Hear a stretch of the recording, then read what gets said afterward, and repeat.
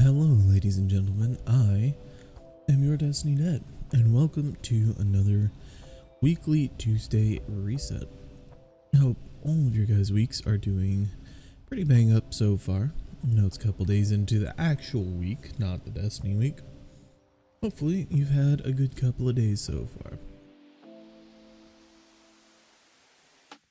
Today marks the start of the second week of Rights of the Nine, and apparently Bungie seems to be doing a 2-week rotation on the dungeons because it is Spire of the Watcher once again. So if you have anything left to farm for or any triumphs to hunt, feel free to catch up on those this week. And I do believe, if I am not mistaken, that this is a special shader. I believe it had been only for silver, and it's animated. It's got like a blood spatter effect that moves around, and this is the first time that it's come up for Bright Dust, and it probably will be the only time for a very long time. Make sure you pick that up if you care about that shader. But for now, let's see what Banshee has brought for us this week. First up, we have the Nox Perennial. This is a strand high impact frame fusion, and this has under pressure and hatchling. Now this is one of those cases where it seems to be a half PvE, half PvP role, and it's kind of not great at either.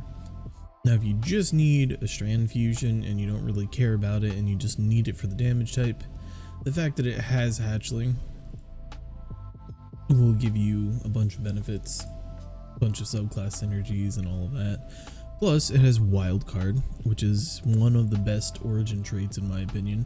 I think honestly the best origin trait in the game right now is the one from the dungeon. I believe it's Sundered Doctrines origin trait, where it just gives every weapon that drops with it explosive rounds intrinsically. And then I think the next best one probably, well, with the new Rights of the Nine stuff, probably Gravity Well, the ability to kind of absorb ammo into yourself. That's a very strong attribute. And then I think this is probably the next strongest. I think this one is right up there with those two because it's just free extra damage. It gives you good AoE, it gives you add clear. In PvP, it makes you able to lock down a res so that somebody can't just walk up to it and get it. Stuff like that. It's a very strong origin trait, and I don't see many people talk about it too much. That being said, I would likely skip on this one. This can get things like Envious Assassin and what is it? Controlled Burst? Is that the name of the perk? I believe it's Controlled Burst.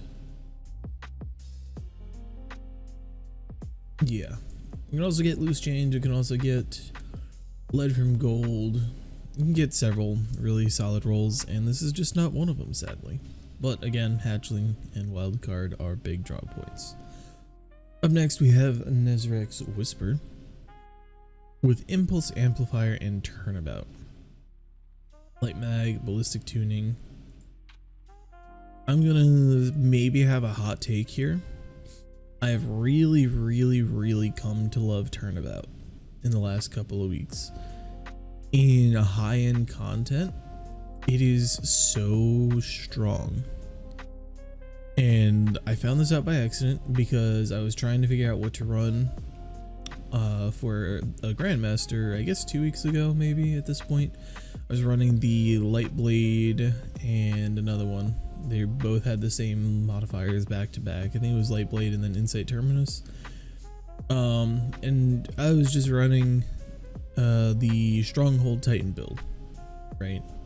And not the build, because you guys know me, I like to be off meta and I like to be quirky and different.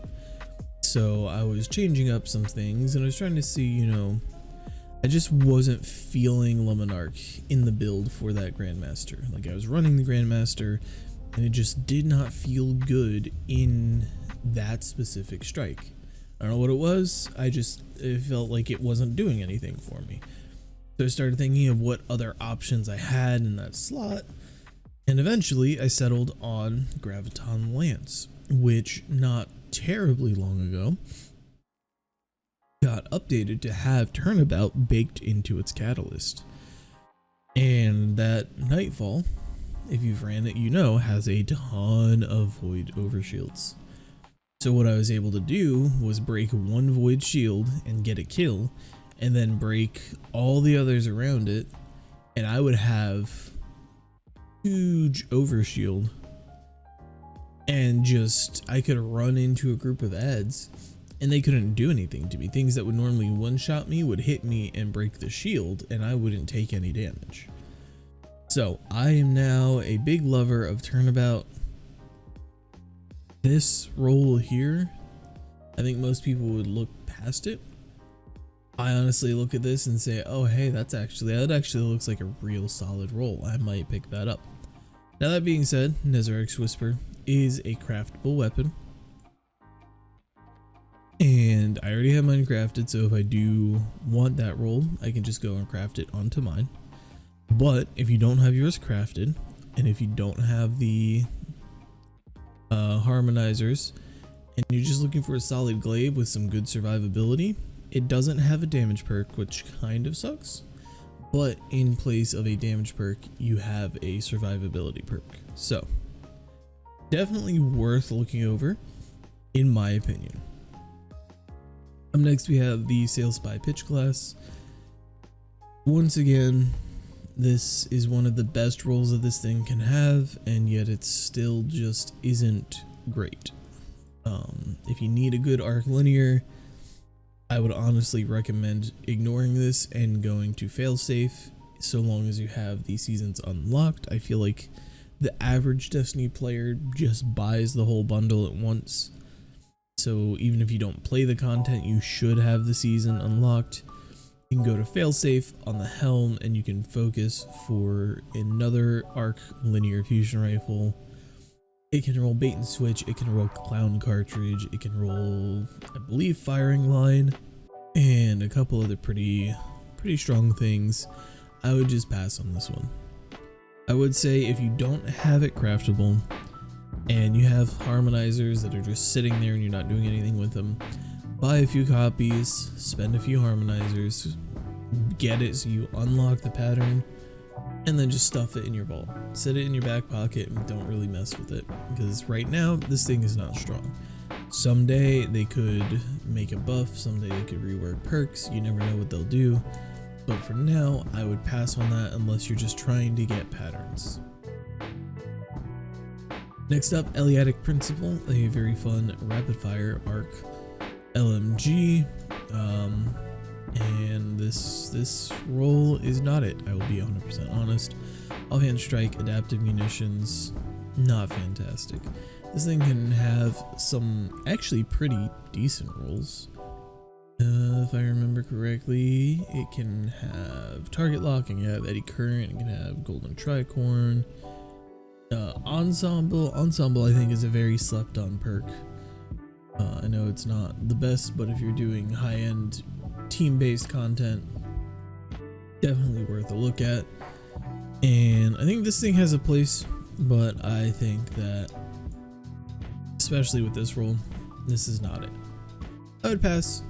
However, this is a craftable weapon from Season of the Witch, so as always, if you have harmonizers and you don't have the pattern for it, I recommend getting the pattern even if you don't craft it, just for the sake of having it. Next is Semiotician with Impulse Amplifier, and that's about it that is worthwhile on this thing. Another craftable weapon from the same set as the Eleatic Principle, and this thing is actually pretty decent. There are better strand rockets in the game. Problem is that they're very hard to get. I've come to realize recently that there are very few good strand heavy weapons. Currently, the only other obtainable one to my knowledge is the Cynosure from Zavala. And as we all know, the ritual weapons have 1,013 perks in each column and are impossible to actually farm for unless you just have insane luck. But the Cynosure is definitely objectively better than this. Another really strong rocket launcher is the one that comes from, oh god, what's the event? It's not Festival of the Lost, it's the is it Solstice? I believe it's Solstice. The Solstice event where you're in the, they've always done it in the EDZ before.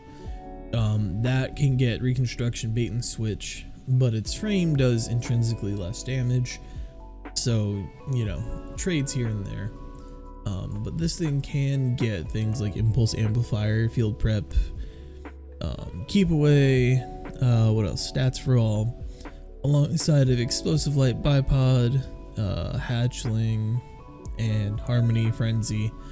So if you need a decent strand rocket launcher, you can craft this, and you can put reasonably good perks on it. It's not going to break the bank for damage, it's not going to be super top tier min-max meta, but it is a solid rocket launcher in a decent archetype that you can guarantee what roll you get of. So last but not least, we do have Hollow Denial.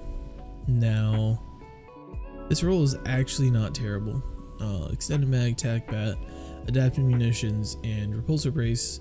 I've talked about adaptive munitions before. I wish that it made more sense to use it, but I think that more and more rolls of weapons are now starting to be kind of strong. I hate the term power creep because I think when the conversation revolves around, oh, it's power creep, it points to a developer being lazy in regards to video games, right? That's like the excuse they point to, like, oh, we can't do this, that, and the other in this game that we're making because of power creep. My brother in Christ, you made the game. You are actively creeping the power. If you don't want the power to creep, make the game, like, you know, there are ways of getting around that stuff if you take the time to develop it. Like, if it's not just, a lot of times they'll just make enemies have more health, and that's not really fun, you know, as opposed to like the Bane system. That's a really cool system. I think that's a really fun way of combating power creep, because you're taking something that could be just, oh, well, everything's power creeped, so let's just double the health pool of all enemies, and that'll reduce the amount of power creep in the game. And on paper that might sound fine, but in practice it just makes the game unfun, because now your weapons go back to feeling like they are pea shooters again, until the next time you give them all a 40% buff, and now the game's power crept, and now we have to, right, it's this perpetual cycle. But for lack of a better term, there is power creep in the fact that Bungie is starting to more and more experiment with which traits go in which columns.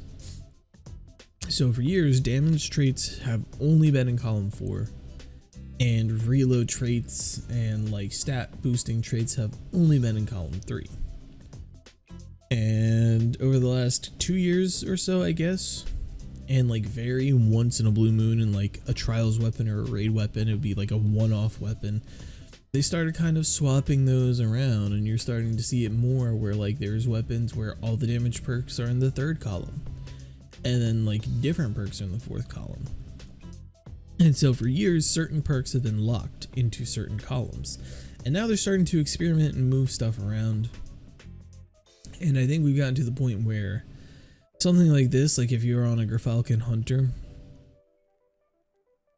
you know, you've got volatile rounds going, or even on a Void subclass and you're proccing volatile for yourself, right? Repulsor Blaze on here is just phenomenal, and this will give you a decent stat line. And then this is okay, but then you start looking at the fact of, well, you can have a damage perk here, you can have a different, you know, there's all sorts of different things here. So I apologize for that small rant, I guess. I wasn't trying to rant, but maybe it was, I don't know. Forgive my yapping. The long and the short is that this is a very solid trace rifle. I highly recommend it, even this roll, but it is craftable, and I would recommend crafting it, leveling it up, enhancing it, putting some different perks on it probably. But I wish that adaptive munitions had some more viability, because it's a very fun and interesting designed perk, but it just feels like it doesn't help as much or influence the game as much as I would like it to. I think when it came out during a time when match game was still a thing, and now it's just gotten to the point where match game isn't a thing, and shields are just, they're important, but it's not like, I don't know, the game revolving around shields has changed quite a bit since then. So anyways, I would probably not go out of my way to get adaptive munitions, but that gun specifically, the rest of it is really solid, and I would recommend picking it up. With that being said, let's go and see what our lovely friend Ada has for us this week. How can I help? Alrighty, here at Ada this week, we have the Red Moon Phantom set for Hunter. Always an interesting looking set for me. I never personally cared for it too much, but it was definitely unique. So I will leave that up to your own tastes. As for the stats, we have some low 50s and even some high 40s this week, with no really solid spikes. That's pretty rough. For our shaders, we do have the refurbished Black Armory, which is a very nice looking shader, as well as Tangled Rust and Dead Orbit Camo. I want to say this was almost the exact same lineup that she had last week of shaders. Am I crazy? Somebody who watched my last video, tell me in the comments. Am I crazy, or is this the exact same lineup? Can't remember. Alrighty, and for our Titan and Warlock this week, we have the Mimetic Savior armor set for Titan. Arms, we have a base stat of 51. We do have a couple spikes, 18 resilience and 13 discipline, with a decent chunk in intellect. Actually not a terrible roll. 55 base on your chest piece, with 16 resilience and a bunch of 10s. Not great, but not awful. You got a 53 helmet with a 21 intellect spike. It's only one spike, but it is a pretty decent sized one. And then lastly, your legs are 55 with no worthwhile spikes. And for our warlocks, we have the Thorium Holt set. Gloves are base set of 53. Chest piece is 55. You do have 13 resilience, 15 discipline, and 13 intellect. Actually, very nice spikes for a very nice stat line. I might look into that. A 50 base helmet and 54 base legs. So armor this week at Ada is rough as per usual, but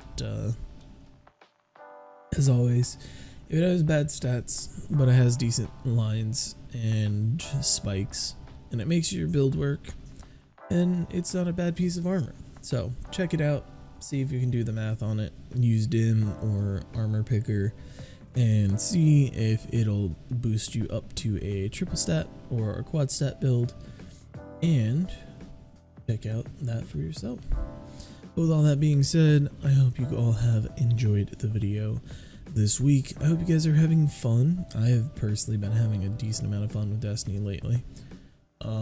I have, though, been between Destiny stuff, between Rights of the Nine and Heavy Metal, I've really been enjoying Apex Legends lately. This is a game I haven't touched in about 4 years, and in the last 2-3 weeks, I've gotten very much so back into it.